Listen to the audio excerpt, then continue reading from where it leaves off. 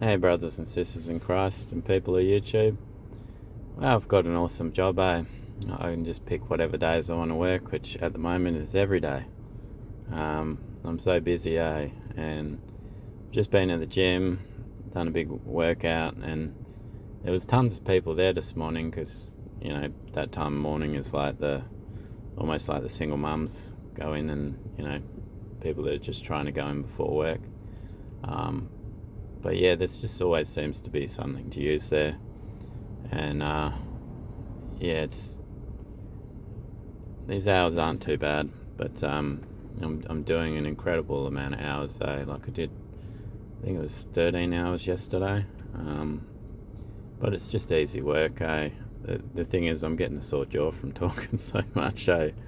Like I never was much of a talker, and I'd only talk when I had something to say, and I guess I've always had a reputation where people say if Jamie said something, something must have been off. If he said something, then something went down. That was always my reputation. And after the narcissists, they told people you're worthless. They told you were worthless, and you just felt like everything you said was wrong. And now I'm talking to everyone, and I'm full of so much confidence since I left that crazy bird, or to be more honest, she left me, but I didn't take her back after the 10th or 11th discard she did on me. And these crazy birds, they just think they can give you the silent treatment, and you'll just come back like you're desperate after all the cheating and narcery they've done. But yeah, I've found my voice, and I'm in an outlet where I can speak my voice, and I can't be stopped, and she can't stop me. And the best thing about it is she's tried to stop me telling the truth, and she's painting me in a poor light on YouTube, like I'm slandering her, like it's all about her, like I don't even use her name. And the thing is, that's a double-edged sword. Like, you could say it's slander, but you could also say it's spying, monitoring, and stalking your ex, which is what she's doing to me. And nobody seems to give a crap about that. Nobody seems to care that the man's being, like, emotionally abused on a daily basis. And I'm feeling a bit conflicted at the moment. I keep asking God, why do you keep letting her do these things? Like, why can't you just move her on from my life? Because without him, my life is taking off. It's getting so much better. And like, I've got all these regular customers now that just love me and call me by name. And it's all walks of life. Like, I've got in Australia, we've got a certain community that it just sort of hates us Australian fellas a lot, but even they love me because I don't play games with them. I'm not gonna argue with them. I'm not gonna treat them like crap. I'm just gonna respect them like everyone else, because we all deserve respect, and until you prove otherwise, and when you prove otherwise, I'm just not gonna pick you up anymore. I'm not gonna play games about it, like it's, and that's a funny thing. God's given me my voice. He's shown me that speaking love into people really changes their hearts. And, someone can be going for you, trying to dog you hard and just like speaking just all the wrong things to you. And if you come back at them with a soft and gentle heart and a meek voice, like you just come back with a gentle voice, that convicts them, and they change their attitude because they don't have anyone to argue with. And my ex used to consider this weakness, my kindness and my goodness, but it's always been a strength. Like, it's not how many hits you can dish out on someone that makes you tough. It's how many that you can take. When you can take a whole bunch of hits and just roll with those punches and keep going, it shows how strong you are. And I've had like a whole army like come after me. I've had all her superficial friends come after me, and now they just leave me alone. Like, they don't even look in my direction anymore. So they've obviously realized that they were defeated God defeated them. And my spirit team is packing, like they've got no chance. But yeah, it's been a real blessing. And even last night, things that used to trigger me don't trigger me anymore, because I just don't care about this person one little bit. I'm not seeing them all day long. They're not in my mind. They're not taking up any space in my life anymore. And this person won't leave my life. They keep coming back. So when I go home, that's the only chance I'm going to have to see this person. But because I'm working so much, they're never around when I come home, so I don't even see them then, which is great. So God's fully removed me out of their life without having to even go through the financial side of things yet. And yeah, it's just been good, Like, without them round, I have my voice, and I can speak to people, and I can give them advice, and I can just be a blessing to them, because when people go through life, a lot of them don't have a lot of friends, and they don't have, like, some of the people that come to this town, they don't know anyone. Like, they come here for work for a week, or they come from another town because their skills are sought after, and they have trouble finding friends, because once you get in your 30s and 40s, it's hard to find friends, because you may have trust issues, or it may be that they have trust issues, or just the fact that finding a loyal friend is very hard. And I was always a loyal person to the narcissist, and no matter the cheating, the stealing, the lying that she did to me, I was always loyal to her. She'll never find better, like in a person that's gonna breathe life into her, even though she was just an agent of chaos, like one of death's minions, like, because all she ever spoke was death over people. So yeah, like, that's loyalty. When someone can just, like, use you as a punching bag, but you still try your best to speak healing into their life, pray for them, and do all those things. There's not many people that are like that nowadays, and I wouldn't expect people to be like that anymore, because I certainly won't be doing that anymore with people.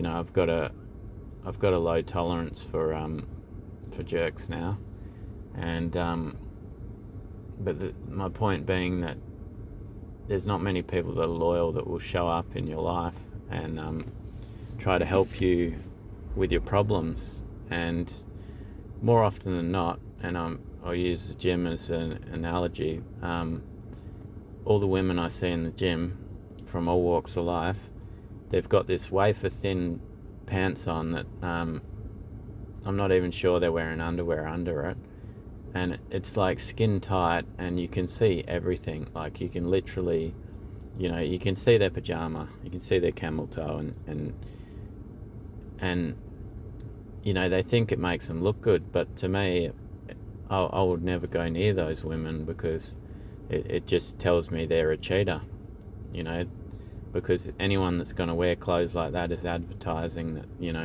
they're available. And if you're married and you're walking around in those pants, you need to change, your attitude, because you can't just wear whatever you feel like. Like, I can't just walk around the gym with my dong hanging out. Like, that wouldn't look too good, would it? And there's even men that wear these skin-tight clothes, so, you can see their tackle, and it's disgusting. It's like, why not leave something to the imagination? I picked up a woman the other day, and she was talking about how she's just got her scrubbers on because she's been working on the farm. And I said, look, I much prefer what you're wearing to what the modern woman wears nowadays, where it's just like, you may as well not be wearing clothes at all. And there's so many that did it. My ex done it, like, still does it, and half of them don't even have a desirable figure on them. They just think, oh, this will suck it in. It's like it doesn't. It just looks rank. And we need to have more modesty in life. Like, just because you got a good body doesn't mean you have to show it off. Like, I remember when the Muslims first came to this country and they were saying about our Aussie women just being cheap and dressing like sluts. And I took offence to it initially, but nowadays I see their point. Like, because nowadays women just think they can wear whatever they feel like and wherever they feel like. And it's like, if you're wearing your nighttime clothes, your pajamas, everywhere, through town, through the nightclub, it's what's the point of wearing it at all? Like, it's it's just really sad. And I look at things very differently nowadays. Like, even if I go to the gym or I go somewhere and I see a pretty woman, I just look at their hair and I think, oh, she's got perfect hair. There's not one hair out of place. Narcissist. or just the hot pants, like I said before. I just like, yeah, nah. And it's almost like this culture of like people that are on their iPads and iPhones and all this stuff. It breeds pornography, and it breeds this culture of cheapness where it's like you can just dress however you want. You can have sex with whoever you want, and if it feels good, do it. That's the attitude people have nowadays. They're like, if you want to do it, do it. And the thing is, that's what Alexander Crowley used to say, do what thou wilt. That's the whole of the law. That's the devil's law. That's Lucifer's law. And there's been people that have gone to see a lot of prostitutes, right? And those prostitutes are having sex with all these different people, getting soul ties. But what they don't realise is eventually the devil comes and just tears your soul apart. He just takes it with him to hell, because once he's got enough legal rights that you're just going to be nothing but a dirty stop out, he has the right to take you, and eventually he just takes that person, and they wake, someone will go in to visit them one day and they'll just be dead because of all the bad deeds they've done. And because this life is like a simulation, and it's like every good or bad deed we do is imagine there's an angel and a fallen angel side by side with a chalkboard, writing down your good deeds, writing down your bad deeds, and then they're taking them up to God, and God's putting them on scrolls and making big records of them. And like, God knows every hair on our head, so he knows every good and bad deed we've done. And then God doesn't want to see us suffer, but the devil comes up as an accusing lawyer, and he's like, well, look at what they did here, look at what they did there. And God's like, well, okay, yep, you've got them there, you can do this. You've got them there, you can do this to them. But once it gets to a point when they've done so many bad deeds, it's like, oh well, you can take his life if you want. That's because they're good for nothing. And that's what they don't realise. And you can't just live your life any old way. You gotta think about everything you do. Like, is this good or is this bad? And I go to the gym, and the most outlandish clothes I wear is some of my singlets are cut quite deep, so you can see the whole side. But they're few and far between, and a lot of the time when I'm not at the gym, I'll cover myself up, because unless I'm going for, like, say, a walk, or I'm out in the sun and I'm feeling a bit hot, I might have a singlet on, but generally I'll cover up, because I realise I'm over 40, I'm getting close to 50, so what good is it me showing off my body? And I'm not saying, I do have a good body, but the thing is, I'm also getting old, like, and not just that, it's like, when I do meet a woman, what's the point of me walking around town with them if they're wearing those little hot pants on, and everyone can see my muscles? Like, so I'm not saving anything for my wife or my future wife. I don't really care what my current one does. But yeah, like what is the point of being with that person if I'm just going to flaunt it to everyone else? Like we live in a world where we've got Instagram, we've got TikTok, we've got all these applications that basically they lead you astray. They make you think that you can just look any old way that you want, and this is how people end up in pornography. This is how people end up having like lots and lots of sex with all these different partners, because they get all these admirers, all these followers, and a lot of men have silver tongues. They know what to say to women to get them in bed, but that's all they're good for. Like they know mean things to say to them that will tick them off enough to get them in bed, and that woman will think, oh, he really loves me because we've just had sex, we've just cuddled, and then he ghosts them, and that woman's just like, oh, that wasn't too good, and then she repeats the cycle because she just goes back on her Instagram, oh, look at all the nice things people are saying about me. Yeah, and it's just a vicious cycle, and it just leads to death. Like, there's not many people I run into that are actually happily married people nowadays in life. There's a lot more people that are out there just, hopping around with other people. But I've met a couple of really nice people that are happily married, and I'm like, man, I'm not jealous of many things in life, but I'm definitely jealous of that. I'm like, all I ever wanted was a partner that supported me and spoke life into me, and I desperately want that, but I have to wait. Like, God needs to refine me, and I need to be ready for that sort of person, because I'm not just any old man. I'm a child of God, and even some of the customers I have, really lovely women, we get to chatting, but we're not talking about godly things. Like, I was talking about movies with one of them, and I'm like, I love her to bits, she's awesome, but I can't tell her the truth that all those actors have sold their soul and work for the devil, because they would never understand it, and I really don't know how to translate that to them. So I've had to change the way I do things as well, because it's like, well, as a Christian, do I want to say things that are going to just push people away from me, or am I going to just try a different approach and just try speaking life into them and telling them what's good about God, which it seems to be a better road to take, even though I do know the truth. And if every now and again, if I get someone that seems open to it, I'll tell them what I think about that sort of industry.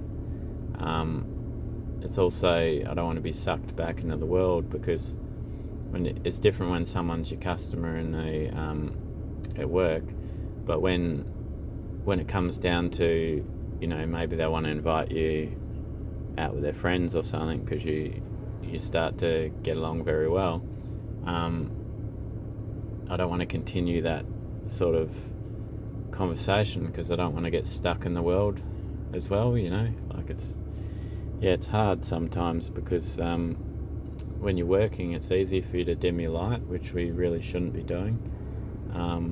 Yes, I'm not the perfect Christian. Like, I get things wrong from time to time.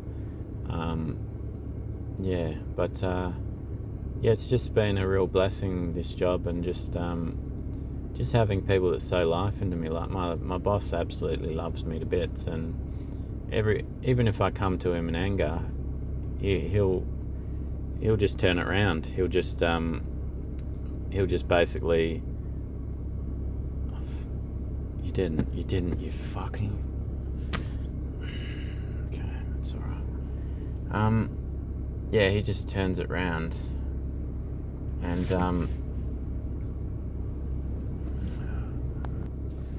so what was I trying to say? It's just good being away from him. and just trying to focus on God, and just trying to be a blessing to others, so into them. Anyway, God bless all of you. Remember, Jesus loves you. I love you, and have a blessed day in Jesus' name.